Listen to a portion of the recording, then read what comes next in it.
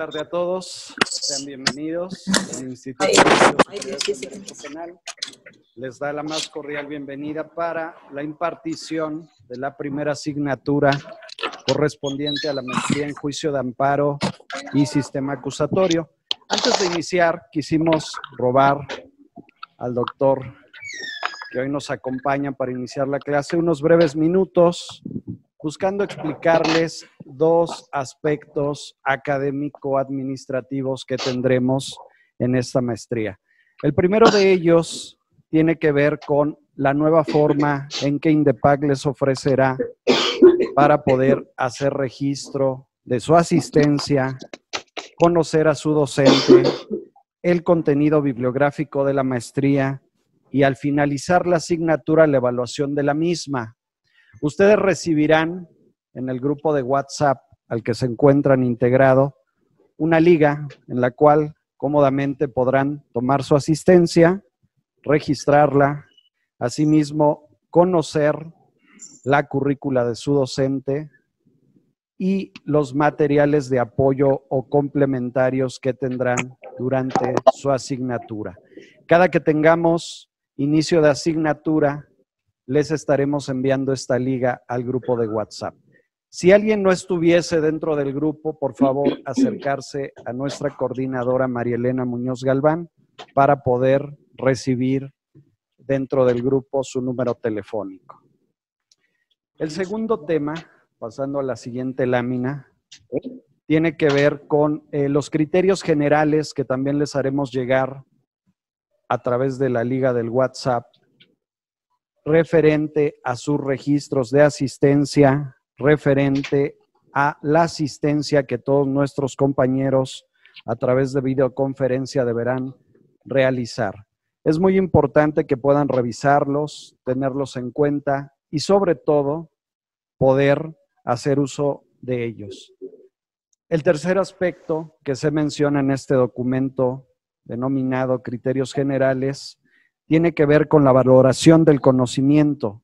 A diferencia de los posgrados tradicionales, en este posgrado les estaremos ofreciendo una evaluación bimestral y la evaluación se hará a través de casos prácticos. Es decir, ustedes cada 2 meses recibirán un caso práctico con el cual se evaluará y al final contará como parte de su evaluación en sus historiales y certificados académicos. Es importante mencionar para todos los compañeros que nos acompañan, insisto, en la videoconferencia, poder hacer uso del link de la aplicación Zoom y registrar su asistencia, ya que para ustedes contará la asistencia dentro de sus promedios. Este documento se les hará llegar en un rato más a su WhatsApp. Bien. Un tema más. En el mismo sentido, para los compañeros que nos acompañan de las distintas latitudes en el país, les damos la bienvenida y les queremos pedir, cierren su micrófono, lo mantengan cerrado, ya que el sistema de audio en el aula permite que se oigan todas las referencias que hay en cada uno de los puntos. Les pediremos de manera ordenada que cuando quieran participar puedan solicitarlo a través del grupo de WhatsApp para que les abran el micrófono y puedan interactuar con sus docentes. Si tienen alguna duda con respecto a la forma de ingresar a nuestra plataforma, en tiempo real estarán recibiendo la asesoría del licenciado Alex Lunar, quien estará atento para poder apoyarles. Bien, pues sin más, quiero pedirles a todos que podamos iniciar y para tal efecto me voy a permitir, como marca el protocolo académico, presentar, aunque seguramente ya lo conocen, al doctor Jorge Ulises Carmona Tinoco, que será el docente que nos acompañe esta tarde, iniciando la primera asignatura con la que inauguramos la maestría, denominada Moderna Teoría de la Constitución. El doctor Jorge Ulises Carmona Tinoco es licenciado, maestro y doctor en Derecho por la Universidad Nacional Autónoma de México. Es especialista universitario en argumentación jurídica por la Universidad de Alicante en España. Maestro en Derecho con especialidad en Derecho Internacional de los Derechos Humanos por la Universidad Essex de Inglaterra. Asimismo, dentro de su experiencia, es investigador en el Instituto de Investigaciones Jurídicas de la UNAM e investigador nacional nivel 2 por el CONACYT. Es profesor de la Facultad de Derecho de la UNAM en la División de Estudios de Posgrado, donde ha impartido materias sobre metodología de la investigación, derechos humanos, derechos económicos, sociales y culturales, teoría de la argumentación jurídica, así como la cátedra de amparo a nivel de licenciatura. Pero allá en el salón El doctor Carmona cuenta con experiencia en los sistemas interno e internacional de protección de los derechos humanos, donde destaca su participación ante los órganos del sistema interamericano. Entre otras especialidades, se ha desempeñado como defensor de los derechos universitarios en la UNAM y como sexto visitador general en la Comisión Nacional de los Derechos Humanos. En tan solo unos minutos, él estará con ustedes, para cual les pido de la manera más atenta. Muchas gracias, bienvenidos esta tarde a su primera asignatura. Para INDEPAC es un gusto contar con ustedes como alumnos. Gracias, buena tarde. Bueno, amén de la reseña, les comento. Yo hace muchos años, creo que cuando inició este instituto, colaboré, siempre me invitaron, etcétera, salvo algunos periodos que estuve en otras responsabilidades y me estoy reincorporando, ¿no?, en mis actividades, sobre todo académicas. Ha sido un viaje, la verdad, muy interesante, muy interesante, porque pues siempre he estado, digamos, un pie en el ejercicio profesional, tanto en el servicio público como en el ámbito también privado, y desde el punto de vista de la academia. Actualmente, como ustedes escucharon, pues soy investigador en la UNAM, en el Instituto de Investigaciones Jurídicas. Ya tengo algún tiempo y ahí también fui ombudsman universitario, ¿no? Y recién en diciembre, bueno, terminé una responsabilidad que fue la protección, promoción de los llamados DESCA, ¿no?, los derechos económicos, sociales, culturales y ambientales. Es una experiencia muy interesante, hay muchos materiales, incluso si les interesa el tema, les hago llegar algunas cuestiones, porque tienen mucho que ver precisamente con el tema que nos ocupa en esta ocasión. Cuando me comentaron la materia que me invitaban a impartir o compartir con ustedes, ¿no?, pues me resultó no solo muy interesante, sino sugerente, hasta el propio título, ¿no? Porque quería yo saber, ¿no?, y hasta pedí el temario, etcétera, para decir qué entienden o qué están entendiendo por teoría moderna de la Constitución, ¿sí? Porque al final el adjetivo, pues ya estamos diciendo algo distinto. Dije, pues ¿qué es lo que se estudia ahora, no? ¿Qué tanto tiempo fuera que ahora se están discutiendo otras cosas, etcétera? Y a lo mejor yo no he percibido del todo cambios, sí los ha habido, pero como he estado involucrado en eso, a mí se me han hecho cambios, digamos, naturales, o no percibo realmente el cambio, pero dando, como dicen los tribunales, una segunda reflexión, yo creo que sí ha habido algunos cambios de perspectivas, ¿sí? Los aspectos centrales, los temas centrales no han cambiado. Sí las perspectivas, por supuesto. Sí tenemos nuevas herramientas epistemológicas, si ustedes quieren, para analizar el objeto de estudio que es la Constitución. Eso sí se ha modificado. No podemos decir, por ejemplo, si nosotros abrimos a lo mejor un libro de derecho constitucional actual, ¿sí?, en cualquier parte del mundo, muy probablemente no sea exactamente el libro que de los clásicos, ¿no? En México tenemos un tema relacionado con la formación de las y los abogados, que es que nos formamos en un esquema, digamos, en un paradigma, ¿no? En un paradigma doctrinal, en un paradigma institucional, ¿sí? Incluso constitucional. Quienes se dedican al tema penal, por ejemplo, de lleno, pues ya han visto cómo se mueve, ¿no? Cambia, un pasito para adelante, dos pasitos para atrás, y ahí estamos, ¿no? Entonces, ¿qué es lo que propongo yo como análisis? La idea, entiendo, también de la maestría, y por ahí hice llegar 4 problemas prácticos, ¿eh?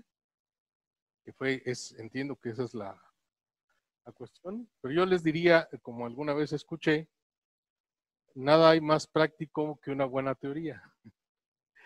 Y de hecho, detrás de las decisiones de las autoridades, los actos o las omisiones, las resoluciones del Poder Judicial, etcétera, hay una teoría. Lo que pasa es que a veces no sabemos que estamos siendo afines a un modelo, ¿sí? Si hay alguien que se apega exclusivamente a la letra de la Constitución, pues no sabe que está reproduciendo un modelo precisamente de cómo entender ese texto. Quienes aplican otro tipo o tratan de extraer principios, o citan algunos autores, o Working, o Robert Alexi en materia de derechos de la persona, pues no se dan cuenta, pero están utilizando un modelo. Algunos modelos son contradictorios.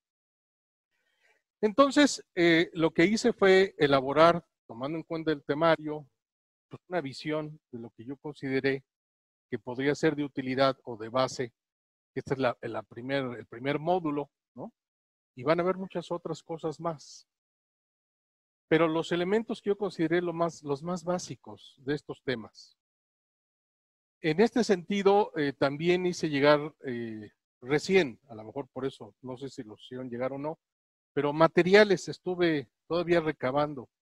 Hoy por la mañana incorporé algunos otros materiales en los distintos módulos. De todo lo que yo diga va a haber un material de referencia, etc.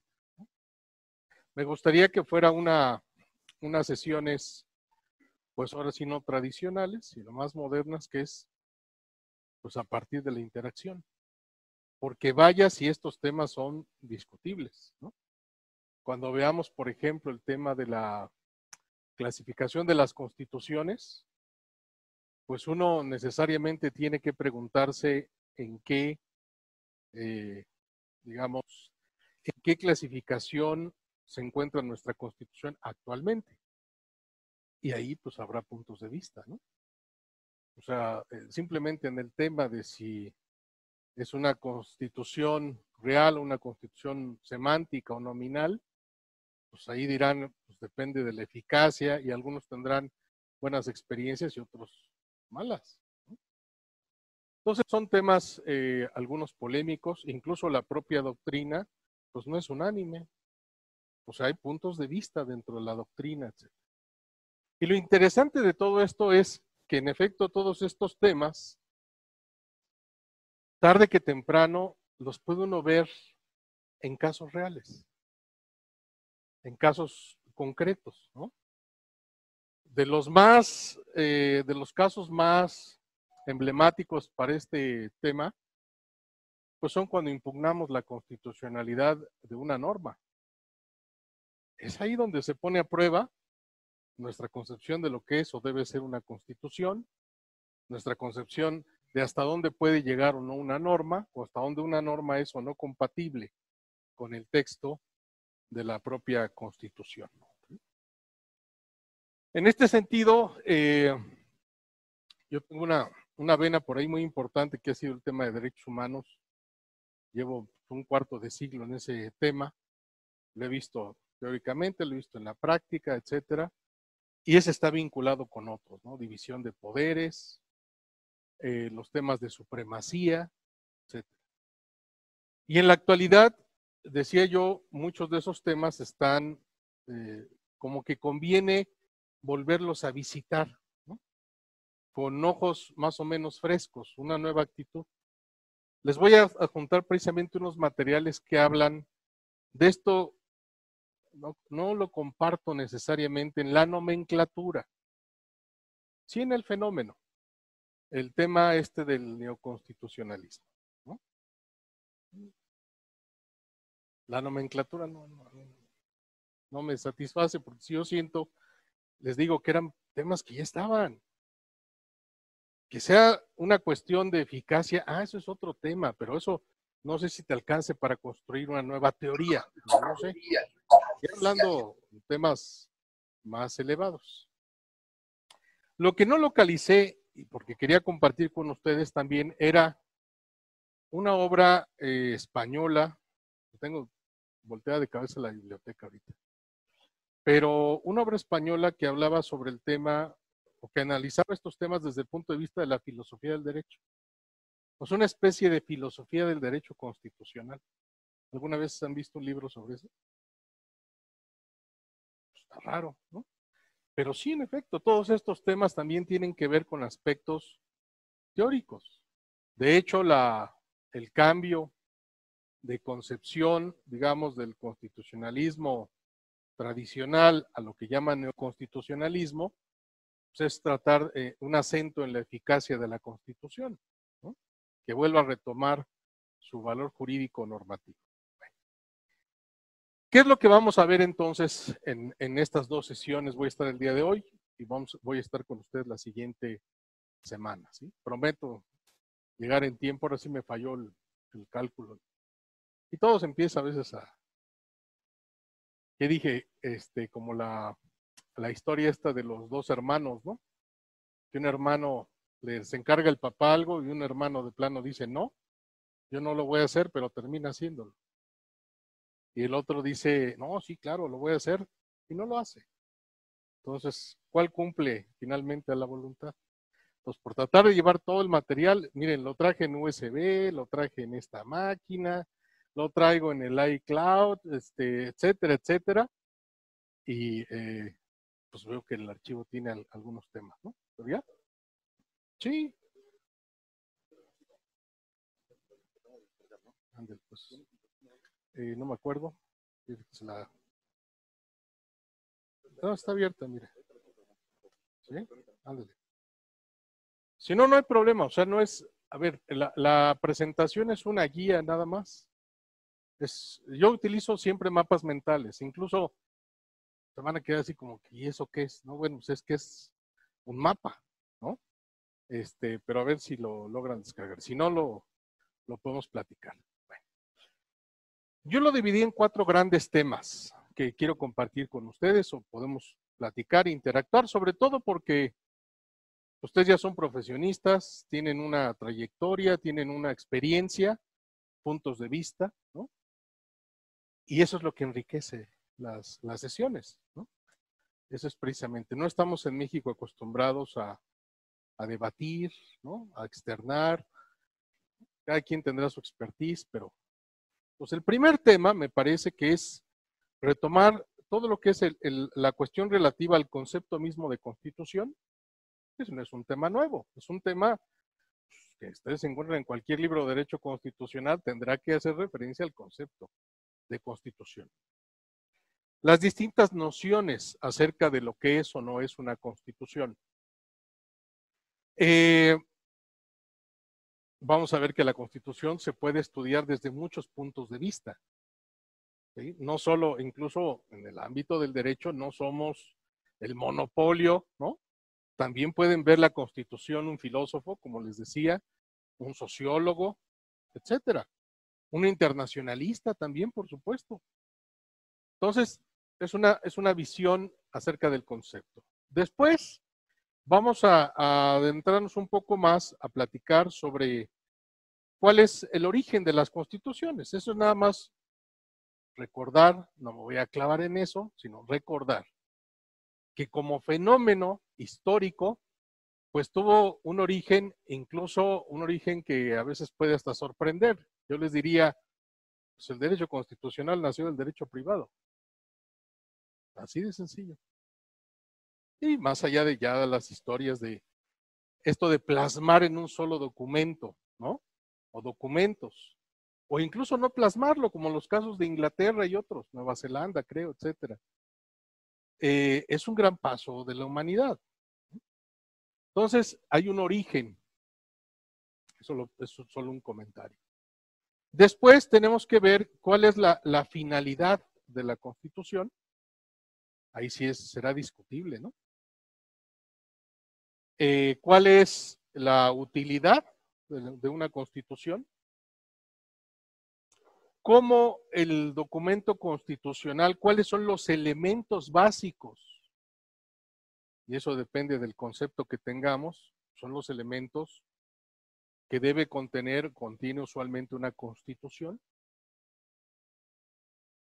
Y después adentrarnos un poco, que también generará un ejercicio interesante, de las clasificaciones de las constituciones.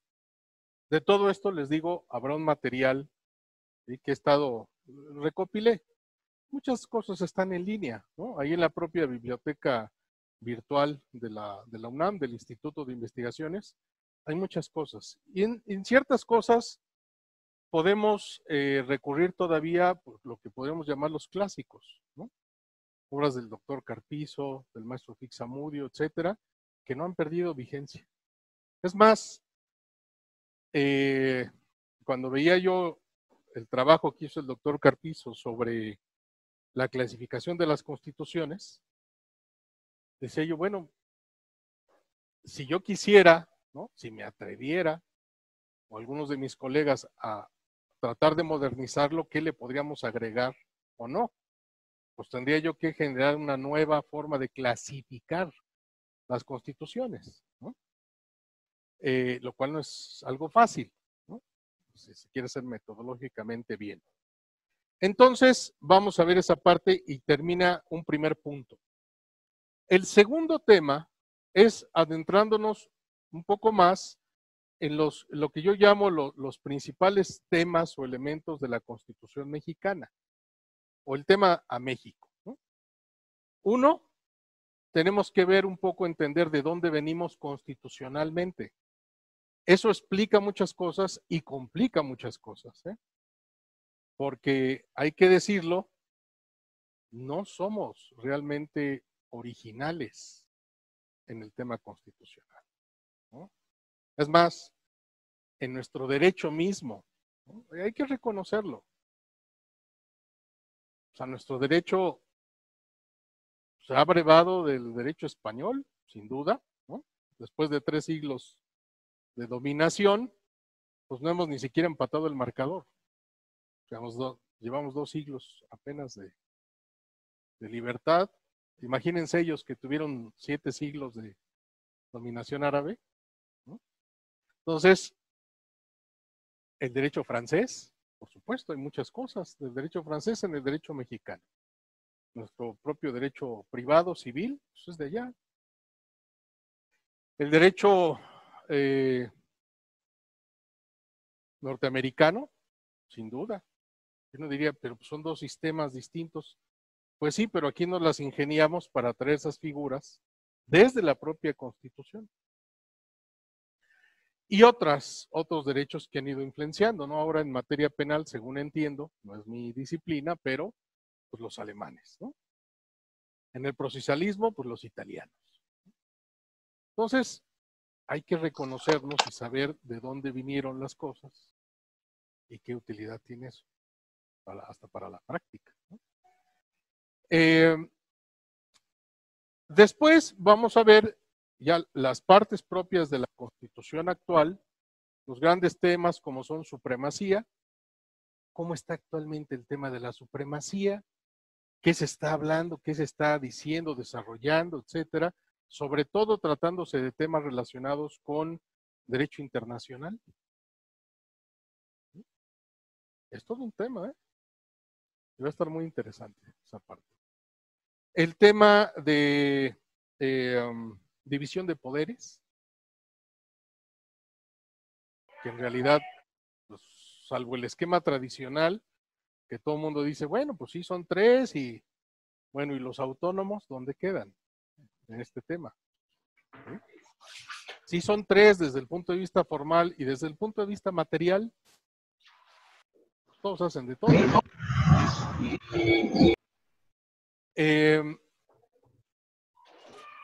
¿Alguien quiere participar? Bueno, ahí me avisa, ¿no? Me dice, ¿no? Tenemos que ver además el tema supremacía, división de poderes, las cuestiones relacionadas con la parte dogmática, ¿sí? La parte de los derechos.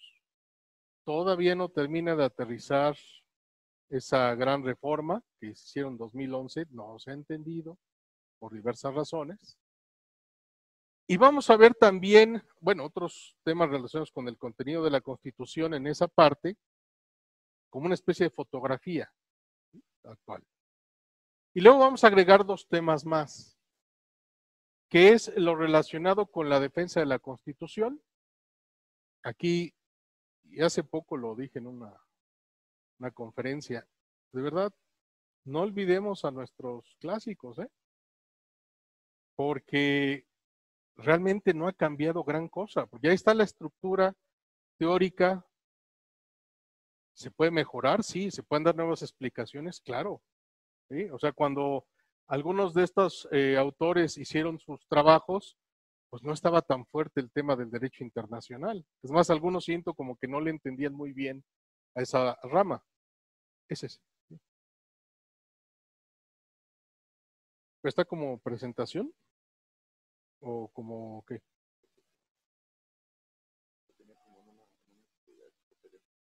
Ajá, sí, no, sí, en PDF sí, ese es. Ok. ¿Sí? Si lo quieren proyectar, también creo que está ahí en PDF, ¿no? Bueno, entonces, el tema de defensa de la Constitución se sigue moviendo, no solo en temas de amparo, temas de protección no jurisdiccional, acciones, controversias, etcétera, sigue moviendo. El tema de la interpretación constitucional, que es con lo que cerraríamos. ¿Sí? Entonces, como pueden ver, sí es un recorrido más o menos que les dará algunos insumos y herramientas para recordar algunas cosas, para ponernos al día en otras, para discutir y nuevos horizontes, ¿no? El derecho es un continuo, ¿no? Como decía Dworkin, es como si fuera una novela, ¿no? O sea, ahorita estamos nosotros construyendo un capítulo más de esa novela, que es el derecho, ¿no? Como si fuera una novela de televisión, ¿no? Nos está tocando construir nuestro propio capítulo. Entonces, esos son los temas que quiero compartir con ustedes.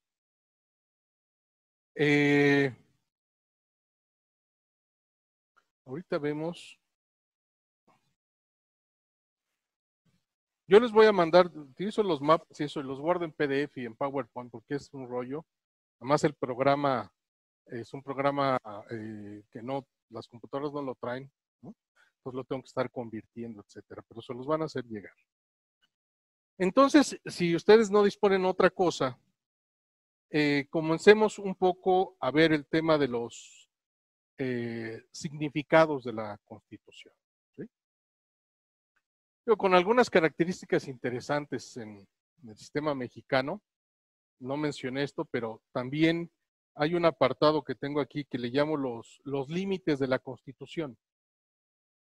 Los límites internos y límites externos. ¿A qué me refiero con eso?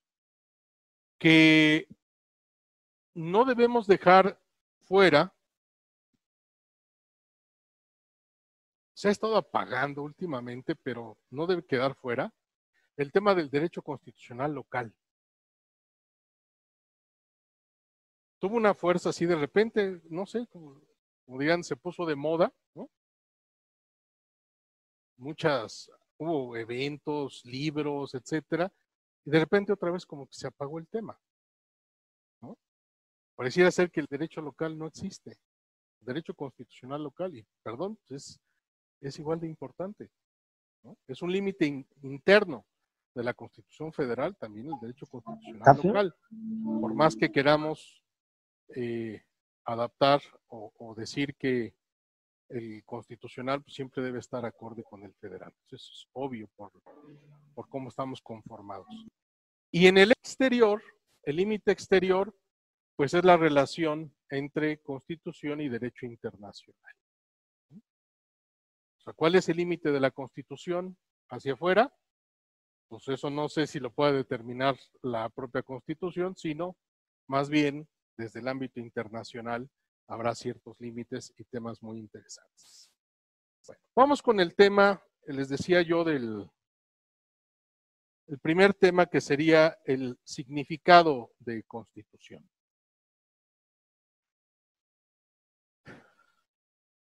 Este, por ejemplo, está vinculado al tema desde el ángulo desde el cual vemos a la propia Constitución. En los trabajos que yo tengo, ustedes pueden googlear ahí el nombre de su servidor, etcétera. Hay una página de la UNAM, se llama Humanindex. Ahí vienen todos los trabajos. Muchos de ellos están en línea, etcétera, ¿no? Hay una línea ahí sobre los temas que manejo, ¿no? Yo estoy adscrito al área constitucional en el instituto, pero he complementado esto de constitucional, derechos humanos y argumentación, que son las materias que yo he trabajado de mucho tiempo atrás, ¿no? Entonces, en el tema del significado, siempre acudo yo a un trabajo, bueno, no es un trabajo, sino más bien es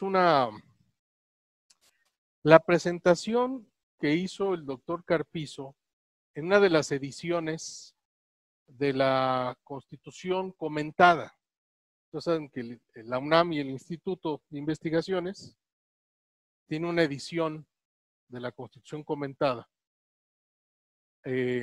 No sé qué tan al día esté actualmente, creo que donde a uno le toca a veces desarrollar históricamente, comparativamente, etcétera, un precepto de la Constitución. A mí me tocó el 133, que era importante, el artículo 15, el 12, el 23, y todo eso está ahí en los trabajos que les estoy señalando. Entonces yo acudo mucho a ese trabajo, lo van a tener ahí en sus materiales, lo busqué, lo encontré, lo saqué de internet. Y lo vamos a ver un segundito.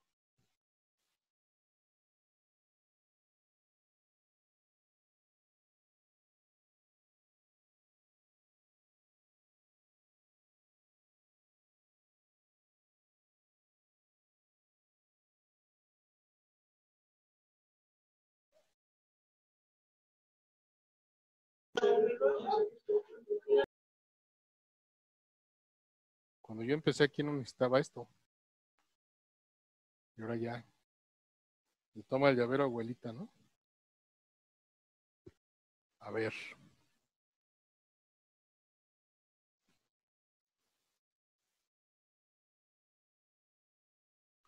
Sí, tiene algo raro los archivos, ¿eh? Creo que no vaya a ser mi máquina. Espero que no.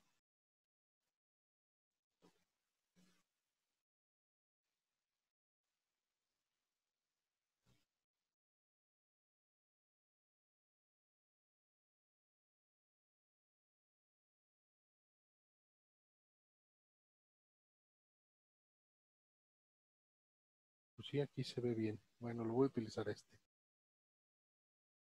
Dice,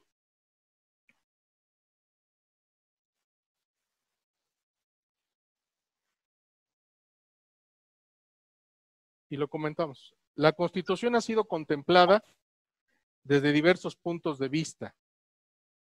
Aristóteles la concibió como una realidad. De hecho, dicen que Aristóteles equiparaba constitución con gobierno.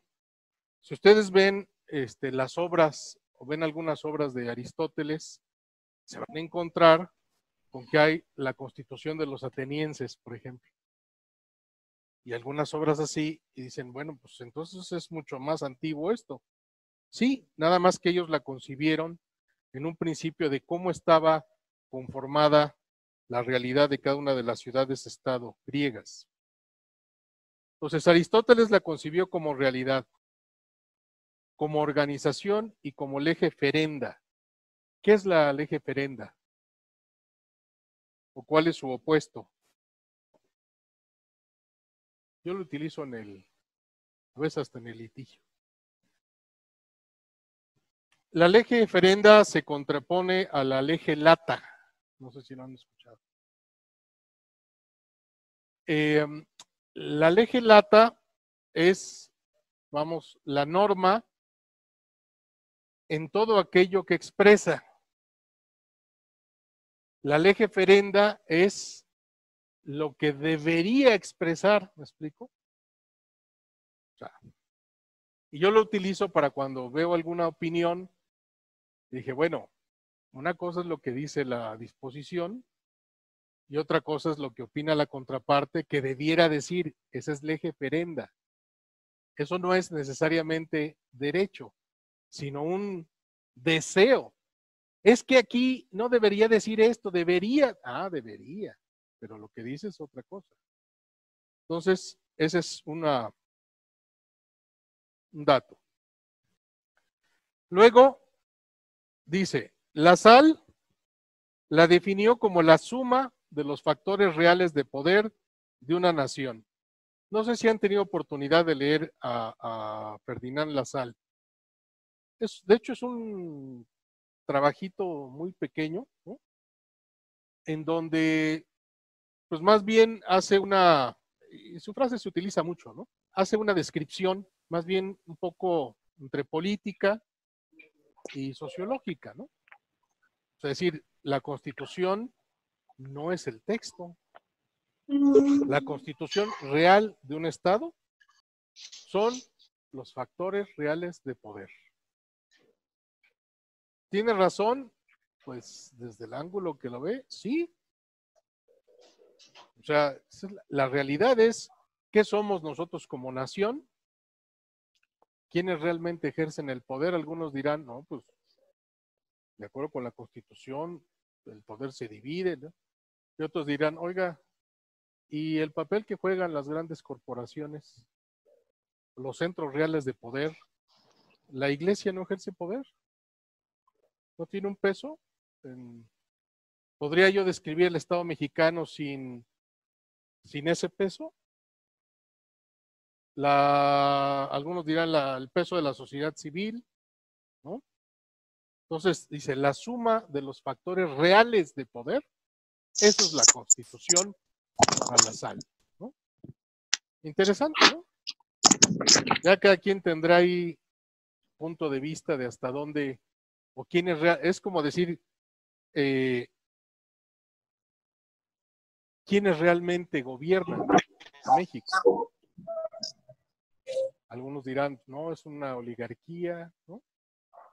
Algunos dirán, me acuerdo un libro que nos dio a leer un profesor ahí en la licenciatura hace un rato.